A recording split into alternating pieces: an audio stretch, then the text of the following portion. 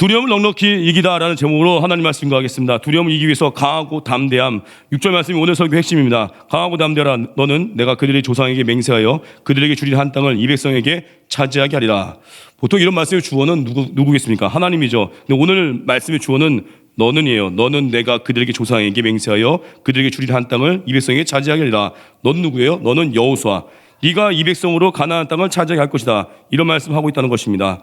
이 말씀을 통해서 우리가 강하고 담대해야 되는 그 몇 가지 이유와 어떻게 하면 강하고 담대해질지 차례대로 증거하겠습니다. 첫 번째, 강하고 담대해야 되는 이유. 첫 번째는 내가 하나님의 방법이라는 거예요. 발바닥을 밟으며 나아갈 때 내가 너희와 함께 할 것이다 라고 약속하였습니다. 5절 보니까 내 평생에 너를 등이 대적할 자가 없으니 내가 모세와 함께 있었던 것 같이 너와 함께 있을 것입니다. 내가 너를 떠나지 아니하면 버리지 아니하니. 함께 하는 것, 함께함이 은혜입니다. 함께함이 최고의 비결입니다. 주님의 임재를 구하는 거예요. 가는 곳마다 우리 예배드리고 아침 저녁에 예배드리면서 은혜 구하지 않습니까? 하나님의 임재가 있으면 승리한다는 것입니다. 우리 발이 가면 온몸이 가는 거죠. 온몸이 갈 때 하나님이 나와 함께 하신다는 것입니다. 내가 밟는 만큼, 내가 순종하는 만큼 역사가 일어나는 거예요. 왜 요즘 삶 가운데 나는 응답이 없고 기적이 없고 순종하지 않아서 그렇습니다. 순종은 늘 역사가 일어나고 순종은 주의 뜻 붙드는 거잖아요. 주의 뜻은 100% 응답이 있습니다. 어떤 결과가 오든지 하나님은 주의 뜻 붙든 백성에게 역사하신다는 것입니다. 허드스 테일러 중국 선교사로 특별히 유명했습니다. 왜냐하면 그가 중국 내지 선교, 내륙 선교사였기 때문입니다. 당시 많은 선교사들이 서양으로부터 보급이 가능한 해변 쪽에 선교를 했습니다. 그런데 허드스 테일러는 하나님을 신뢰했기에 복음이 닿지 않은 그 내륙까지 진출한 거예요. 깊은 곳까지. 그런데 거기서 하나님은 그와 함께 했습니다. 놀랍게 복음이 전파됐습니다. 크리스찬은 세상 사람들 몰려가는 길 가는 게 아닙니다. 물론 부르심 따라서 가는 길도 있겠지만 어떤 사람은 부르심이 있었기 때문에 의사 되기도 하고 부르심이 있어서 공무원 되기도 하고 각자 다 부르심이 있잖아요. 하지만 크리스찬은 내게 허락하신 사명의 길이 있습니다. 내게 허락하신 부르심의 길이 있습니다. 거기 가는 거예요. 우르르 몰려가서 어디 한 곳에 지원자가 넘쳐나는 것은 그 바른 구조 아닙니다. 각자 내게 주신 사명의 자리가 있거든요. 거기 갈 때 오히려 기회의 땅이 된다는 거예요. 그래서 우리 신앙생활 열심히 하는데도 불구하고 기회가 없다? 지금 뭔가 잘못 잡은 것입니다. 우린 좁은 길 걷는 사람들입니다. 그래서 늘 기회예요. 언더우드 아펜젤러 이 젊은이들이 100년 전에 조선 땅 밟았습니다. 그들이 밟았기 때문에 밟는 곳마다 하나님이 주셔서 놀라운 대한민국 부흥의 역사를 경험했습니다. 허락하신 땅은 빈 땅이 아니죠. 대적도 있고 전투도 있고 하지만 하늘의 공급이 있습니다. 저도 이렇게 군대 생활 광주에서 했거든요. 저 후방 부대입니다. 광주에 있는 31산 안에서 공부했는데 포병대대 예비역 병장 출신인데 후방 부문 아십니까? 후방은 모르겠어요. 이렇게 훈련이 기본 훈련이 있습니다. 유격이나 혹항이나. 근데 훈련이 그리 많이 없습니다. 그러다 보니까 진짜 중요한 그 보급품들은요 전방 부대에 많이 갑니다. 왜냐 거기는 훈련이 하도 많으니까 정말 좋은 보급품은 간물대나 이런 것들 전방 부대에 다 지급되고 이제 남은 떨거지 같은 것들 이제 후방 준다고 하는데 물론 저는 차단 내에 있어서 조금 좋았는데 훈련 많은 곳에 좋은 거 다 간다는 거예요. 먼저 공급이 넘쳐난다는 거예요. 육사 생도들 그런 거 아니에요? 나라 위해서 목숨 건다고 하니까 육사 생도들 품위 유지비 주고 입학하는 순간에 모든 거 다 무료잖아요. 나라에서 다 지원해 주잖아요. 우리가 그의 나라 구하면 헌신할 때 하늘에 공급이 있습니다. 주님이 먹이십니다. 근데 문제는 약함이 있을 때가 있죠. 헌신한다고 하는데 왜 몸을 이렇게 약하게 하셨습니까? 헌신한다고 하는데 왜 내 인생에 역풍이 있습니까? 내 인생에 이렇게 어려움이 있습니다. 어려움이 있습니까? 그때 하나님은 깊이 만나는 계기가 되는 것입니다. 하용주 목사님이 제 선배 목사님에게 이런 질문을 하셨대요. 저는 천국 가면 하용주 목사님 정말 만나보고 싶은 분 중에 한 분인데 하용주 목사님이 살아계실 때 선배 목사님께 이런 질문을 했습니다. 목사님, 온누리교회가 어떻게 이렇게 잡음도 없이 은혜 가운데 성장할 수 있었는지 아십니까? 질문하면서 스스로 대답을 합니다. 그 이유는 제가 아파서 그렇습니다. 그리고 그 다음 말씀이 키였어요. 몸이 아프시든 마음이 아프시든 아프셔야 됩니다. 아프지 않으면 하나님의 은혜를 묵상할 수 없기 때문입니다. 몸이 아프든지 마음이 아프든지 아프셔야 하나님의 은혜를 묵상할 수 있대요. 깊이. 그러면서 이 말씀 들은 선배 목사님이 이런 말을 합니다. 그 하용주 목사님 말씀이 참 목회의 울림이 됐대요. 그러면서 이런 얘기를 합니다. 요즘 목사님들과 교회 임직자들이 너무 건강해서 사고 친다는 거예요. 다 혈기가 있고 내가 아니면 안 된다고 교회는 죽어야 사는 건데 너무 혈기 부리니까 안 된다는 거예요. 그래서 오죽하면 하용주 목사님이 몸이 아프든지 마음이 아프든지 아파야 말씀이 묵상된다는 거 이해가 된다는 거예요. 내가 하나님 방법이 되어 있어 어떻게 해야 됩니까? 내가 가루가 돼야 되는 거예요. 나를 깨뜨려야 갈 수 없는 곳까지 갈 수 있다는 거예요. 적극적으로 마음이 아프려면 뭐겠습니까? 충무기도 아니겠습니까? 고성 땅에 영혼을 놓고 기도하고, 우리 이번에 영혼을 놓고 기도하다 보면요, 그의 아픔 가운데 내가 들어가는 거거든요. 그 중보기도라는 아픈 거예요. 아프지만 샘솟는 기쁨이 또 다가옵니다. 왜요? 나를 통해서 한 영혼이 살아나는 것을 보기 때문에. 그래서 전도는 기쁨이에요. 선교는 기쁨이에요. 그래서 첫 번째 메시지 뭐예요? 내가 하나님의 방법이다. 하나님의 방법에 대해서 어떻게 돼요? 몸이 가는 순종이 있어야 된다. 순종하다 보면 연약함이 있죠. 왜 약하겠어요? 하나님은 깊이 묵상하게 하는 것이다. 그겁니다. 우리 인생에 자녀가 아플 때도 있고, 이해되지 않는 고난이 있을 때가 있고, 여러분 몸이 아프든지 마음이 아프든지 기왕이면 마음이 아픈 쪽을 선택해야겠죠. 사명 감당하다 보면 마음이 아픈 거예요. 양떼를 맞는 뭐 간사나 교사, 마음이 아파요. 쉽지 않습니다. 하지만 그 아픔 속에 들어가서 영혼을 건져낼 때 내 인생이 깊어지고 내 인생에 넘치는 기쁨 가운데, 감격 가운데 승리하게 된다는 것입니다. 내가 하나님의 방법입니다. 첫 번째 메시지였고, 두 번째, 담대해야 하는 이유는 기회의 은총을 놓치지 않기 위해서입니다. 모세는 백성들의 불신앙과 불순종로 인해서 가나안 땅 못 들어갔습니다. 모세의 역할은 거기까지였습니다. 반면에 여호수아는 믿음의 세대, 순종의 세대와 함께했습니다. 그들이 오히려 여호수아에게 강하고 담대하라고 격려하고 있습니다. 결국 여호수아는 가나안 땅에 들어가는 은총을 얻었습니다. 기회의 은혜를 얻은 거예요. 주권적인 섭리죠. 성공적인 사람들 보면요, 뭐 열정도 있고 뭐 최선을 다하지만 기회가 만들어준 것도 있습니다. 근데 그 기회를 다 잡은 게 아닙니다. 그 기회를 잡은 자들이 세상 말로 성공하는 거예요. 크리스찬은 성공보다는 승리겠죠. 말씀 붙든 승리. 40년 전에 출애굽 1세대들에게 기회가 주어졌습니다. 내가 너희와 함께하니 가나안 땅 들어가라. 그러나 그들은 믿지 않고 두려워했고 불순종했습니다. 하나도 못 들어갔습니다. 광야에 엎드려졌습니다. 두려워할 때 기회를 놓친다는 거예요. 우리 인생의 기회 잡기 위해선 담대함이 있어야 되거든요. 제가 지난번에 한번 청년팀 모임 갔다가, 이진 청년팀 모임에 가서 한번 짧게 메시지 증거하다가 이런 얘기를 했습니다. 그 말콤 글래드웰 아웃 라이어라는 책의 저자인데 이런 얘기합니다. 성공적인 인생을 살아가는 사람들의 중요한 특징 중에 하나가 기회가 주어진 사람이 돼요. 그러면서 소개합니다. 포브스지에서 역사상 가장 부유한 사람 75명의 명단을 발표했는데 그중에 14명, 전체의 20% 차지하는 것이 한 시대 한 나라, 그것도 10년 사이에 태어난 사람들이래요. 1830년에서 40년 사이에 미국에서 태어난 사람들이래요. 왜 이런 결과가 나왔겠습니까? 어떻게 전 역사에서 가장 부유한 사람이 한 나라, 한 세대, 그것도 10년 안에 20%나 존재했을까요? 왜냐하면 그때 1830년, 40년대 태어난 사람들이 태어나고 나서 30년 후쯤에, 그들이 태어난 후 30년 후쯤에 미국의 철도 건설되고 월스트리트가 생겨나는 등 경제 역사상 가장 큰 변환기가 왔다는 거예요. 그때 그 기회를 잡을 수 있었던 적합한 나이가 바로 30대의 나이였다는 거예요. 그들이 세계적인 부자에 14명이나 들어갔다고 합니다. 여러분, 마이크로소프트의 3인방이었던 빌 게이츠 55년생, 폴 앨런 53년생, 스티브 발머 56년생, 애플 창업자인 스티브 잡스 55년생, 구글 CEO였던 에릭 슈미트 55년생, 선 마이크로 시스템의 빌 조이 54년생. 다 공통점이 있죠. 묶어보면 1953년에서 56년생에 지금 다 묶여있잖아요. 그들이 왜 컴퓨터 업계를 주름잡았습니까? 왜냐? 1975년에 퍼스널 컴퓨터 혁명기가 왔는데 그때 그것을 제일 먼저 접촉하고 그것을 다루기 위해 가장 적합한 나이가 이들이 20살, 21살 때였다는 거예요. 기회가 오니까 그걸 잡았다는 거예요. 한국교회도 7, 80년대에 영적 거장들이 많았습니다. 오카노 목사님 비롯해서 영적인 4인방, 또 위대한 부흥사 조용기 목사님, 왜 그때 이렇게 훌륭한 인물들이 많이 나왔겠습니까? 그때 한국교회 부흥기였습니다. 부흥기였기 때문에 따라할 모델도 있었고, 따라하다 보니까 계속 진짜 산삼이 한 곳에서 몰아나듯이 인물들이 막 나온 거예요. 저는 우리 교회도 참 그런 특징이 있는 것 같습니다. 우리 교회 평균 연령이, 지난번에 담임 목사님이 말씀하시더라고요. 우리 교회 평균 연령은 45세. 젊은 예배 때도 보면 젊은 예배인데 나이는 한 55세쯤 되는 것 같은데. 하여튼 그래요, 지금. 그런데 45세. 왜 그러냐? 그 생각했어요. 우리 교회 이렇게 앞장서서 뛰는 분들 보면 대부분 한 40대 중반에서 50대, 어느 때 길게 잡으면 60대까지. 왜냐하면 청년의 부흥을 보셨던 분들이거든요. 우리 교회, 한국교회 한창 젊은이 부흥이 일어날 때 경험했던 분들이 지금 이제 40, 50이 되어 있습니다.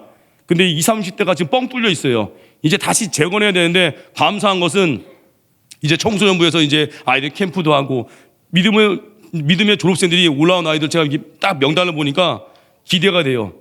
이제 다시 젊은이의 부흥이 오겠구나. 기대가 되고 지금 이 기회에 우리 온 힘을 쏟아 부어야 된다는 것을 다시 한번 경험하게 됐습니다. 그래서 왜 담대해야 되죠? 우리에게 오는 기회를 붙잡는 거예요. 담대해야 그 기회를 잡을 수 있습니다. 담대하십시오. 능력 받으십시오. 내게 줄 모든 기회.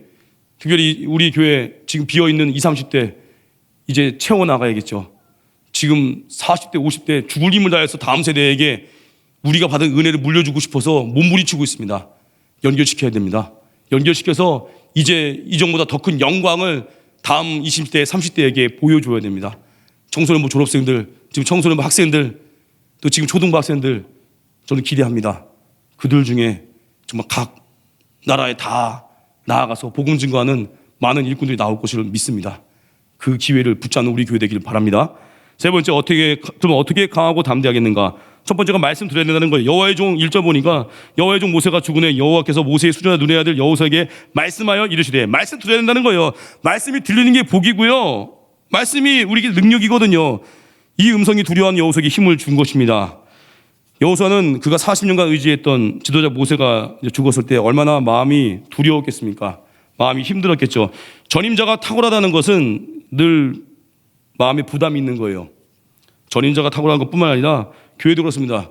부교육자로서 말씀을 이렇게 가끔 증거한다는 것도 만만치 않습니다. 어차피 한 3주에 한 번 설교하나요? 한 번 죽으면 그 여파가 너무 오래 가요. 빨리 수습하려면 3주가 걸리거든요. 그리고 이게 오늘 같은 선교한다, 오늘은 선교니까 또 많이 오시긴 했는데 이게 만만치 않아요. 왜냐하면 기대치가 있거든요. 저도 옛날에는 뭐 괜히 쫄았어요. 아, 이거 갑자기 담임 목사님 설교 안 하고 제가 올라오면 괜히 미안한 얘기하면서 오늘 죄송한데 제가 올라온 이런 쓸데없는 얘기 했거든요. 그래서 두려움이 있는 거예요. 전임자가 너무 강하고 워낙 목사님 설교가 능력이 있으니까. 근데 이제는 두려워하지 않습니다. 사람들이 듣든 아니 듣든 내게 주신 은혜 안에서 담대히 증거합니다. 왜요? 하나님 함께 하신다는데요. 왜 기죽어요? 왜 기죽어요? 하나님이 내게 능력 주신다는데 막 증거하는 거예요. 사람들이 듣겠지, 듣든 아니 듣든 하나님 역사하시겠지, 그거 믿는 거예요. 그리고 우리는 어떤 상황에도 나와 함께 하신 하나님 바라보면서 내가 초라해 보일까, 사람들이 들을까 걱정하지 마십시오. 선교지 가서도 내가 하는 메시지를 누가 들을까, 나는 능력도 없고 몸도 약하고 걱정하지 마십시오. 하나님이 함께하면 약한 자를 통해서도 위대한 일들이 이루어지는 것입니다. 하나님 함께 하시면 된다는 것입니다. 사람들이 예수님을 비난하고 조롱했죠. 그럼에도 예수님은 흔들림 없이 걸어가셨습니다. 왜냐? 하나님 아버지의 사랑의 음성을 들었기 때문에. 공생에 시작하실 때 하나님 아버지께서 말씀하시죠. 마태복음 3장 17절 보니까 이는 내 사랑하는 아들이요 내 기뻐하는 자라 하시니라. 사랑하는 아들이요 내 기뻐하는 자라 하시니라. 이 음성 들은 거예요. 날마다 우리 이 음성 들어야 됩니다. 날 사랑하시는 분 우리 아버지 하나님, 나로 인해서 기쁨을 이기지 못하시는 우리 하나님 아버지. 그래서 우리는 날마다 들어야 되는 것이 세상의 인정, 칭찬이 아닙니다. 세상의 칭찬과 인정은 허무하고요, 그때뿐이에요. 그리고 목마릅니다. 하나님의 위로, 하나님의 음성 들을 때 진짜 만족이 있다는 거예요. 그리고 우리 말씀 날마다 듣는 것입니다. 선교지 가서도 핵심이 뭐예요? 아침과 저녁에 말씀 듣는 거, 말씀 듣고 무장해서 나가서 복음을 증거하는 거. 두 번째, 담대하게 해서 기도의 힘이죠. 예수님의 기도를 배워야 됩니다. 예수님 인류 구원자로서 우리를 천국을 인도하시기 위해서 앞장서셨습니다. 예수님의 어깨에 짊어진 두려움과 스트레스는 이루 말할 수 없습니다. 십자가가 만만치 않잖아요. 엄청난 형벌이잖아요. 근데 십자가로 오히려 우리에게 승리를 주셨죠. 부활의 영광을 주셨죠. 예수님이 하신 일은 겟세마네 동산에서의 기도입니다. 간절한 기도로 십자가를 이기신 거예요. 엎드려 기도할 때, 하나님께 간절히 기도할 때 임재를 경험하고요, 평강을 경험하고 담대함을 경험한다는 거예요. 지금 경기도에서 잘 목회하시는 그 선배 목사님 이야기인데, 그분의 그 개척할 때 스토리입니다. 개척 전에 섬기던 교회에서 그 열심히 도와주던 권사님이 그 선배 목사님을 찾아오셨대요. 그 권사님은 그 선배 목사님의 개척을 도와주겠다고 하신 분이에요. 정말 열심히 도와주신 분이라고 합니다. 목사님 개척하면 내가 함께 가겠습니다. 그런 결심하신 분인데, 건물 장소 알아볼 때도 같이 와서 함께 건물 장소를 봐주신 분이래요. 이제 그 권사님이 하루는 이제 사무실 찾아오셔서 말씀하시더래요. 목사님을 돕지 못하게 되었습니다. 죄송합니다. 그리고 목사님과 사역했던 여러 임원, 많은 집사님, 권사님들 한 분 한 분에게 다 물어봤대요. 목사님을 어떤 모양으로 도와주실 수 있는 분 있느냐? 목사님을 같이 따라가서 개척할 때 도와줄 분이 있느냐 물어봤는데 한 분도 없더라는 것입니다. 그러면서 목사님께 얘기합니다. 목사님, 한 사람도 목사님을 도와줄 분이 없습니다. 그리고 나가셨대요. 그 목사님이 얼마나 마음이 절망이 왔겠습니까? 권사님이 나가고 나서 사무실 나가고 나서 자기 자신이 너무 초라하고 비참해졌다는 걸 느꼈대요. 주변 상황이 자기를 부정하는 것처럼 보였대요. 아니, 용감하게 개척하겠다고 해서 나섰는데 도와주겠다고 했던 권사님이 오히려 도와주지 않겠다고 하고 사람들도 목사님은 안 따라오겠습니다라고 하고 마음이 자책감이 들고 절망이 오더래요. 멍하니 앉아있었다 만져있었다고 합니다. 그러다가 우연히 책 한 권이 눈에 띄더래요. 그 책을 넘기는데 어느 챕터 소제목인데 소제목이 이거래요. 예수님은 자신을 100% 신뢰하셨다. 100% 신뢰했대요. 자신을 선택하고 내가 너를 사랑한다. 너는 내 아들이다. 내가 너를 기뻐한다고 말씀하시는 하나님의 자녀로서 구원자로서 자신을 100% 신뢰하셨다. 이 글을 읽는 순간에 마음에 주님의 음성이 들리더래요. 누구누구 목사야, 너 자신을 신뢰해라. 내가 지난 40년간 너를 빚었다. 지난 14년 동안 부교육자로 너를 빚고 준비시켰다. 내가 너를 통해 일할 것이다. 너는 내 방법이다. 그들이 아니고 네가 내 방법이다. 이 음성이 들리더래요. 선명하더래요. 그 음성 들리자마자 마음에 용기가 생기고요. 기쁨이 터져나오고 얼굴이 갑자기 밝아지고요. 사무실 문을 탁 열고 나가면서 그 전까지는 막 멍하니 있어가지고 문 밖에 나갈 생각도 못했는데 사무실 문을 탁 열고 나가면서 그 사무실 앞에 있는 뭐 간사님이나 목사님들한테 밥 먹으러 갑시다! 당당하게 외쳤다는 거예요. 눌려있다가 왜 이게 가능했어요? 주의 음성, 날 사랑한다는 거, 내가 널 기뻐한다는 거, 내가 널 14년간 준비시켰다는 확신이 오니까 두렵지 않더래요. 그때부터 이 목사님께서요, 어떤 사람에게도요, 아쉬운 소리 안 했다는 거예요. 혹시 뭐 제가 개척하면 아무 얘기도 안 했다는 거예요. 아쉬운 소리 안 하고 그냥 담대하게 개척한 곳을 향해서 한 걸음 한 걸음 발을 내디뎠대요. 묘한 건, 놀라운 건 하나님은 정말 예상하지 못한 사람들을 예비하셨습니다. 한 번도 만나보지도 못했던 너무 귀한 동역자들을 예비하셨고 인도하셨다는 것입니다. 지금도 목회를 워낙 너무 잘하고 계신데 우리 인생에도 시편 3편에 나오죠. 5절 6절 천만이 나를 에워싸 진쳐도요, 사람들이 때는 비방해도요, 여호와 하나님이 나와 함께 하시면, 임재가 있으면요 두렵지 않고 사랑의 말씀을 들으면 열등감도 치유되는 것입니다. 때로는 어느 때는 공황장애도 치유가 되고요. 우리 인생에 하나님의 임재를 경험하면서 주의 음성을 들으십시오. 그래서 예수님의 기도 배우십시오. 엄청난 두려움의 무게를 짐지고 있었지만 인류 구원자로서의 마음의 부담감, 겟세마네 동산에서의 기도가 그 부담을 이긴 것입니다. 그리고 여러분 기도로 무장하잖아요. 이제는 사람에게 아쉬운 소리 안 합니다. 왜냐? 나의 공급자는 하나님이기 때문에. 하나님 바라보고 나아가다 보니까 사람들이 달라붙는 거지 사람 찾아가지 않습니다. 김혜남 씨 이야기인데요. 이분이 정신과 의사분, 만일 내가 인생을 다시 산다면 이란 책을 내셨는데 개정판이라고 들었어요. 이분 김혜남 씨가 파킨슨병으로 이제 거동이 어렵다고 합니다. 근데 이분이 이런 말을 했어요. 내가 인생을 다시 산다면 더 많은 실수를 저질러 볼 것이다. 쏜사같이 지나가는 시간 속에서 더 많은 도전을 하고 웬만한 일은 두려워하지 않을 것이다. 막 도전한다는 거죠. 믿음의 사람들 도전해야 됩니다.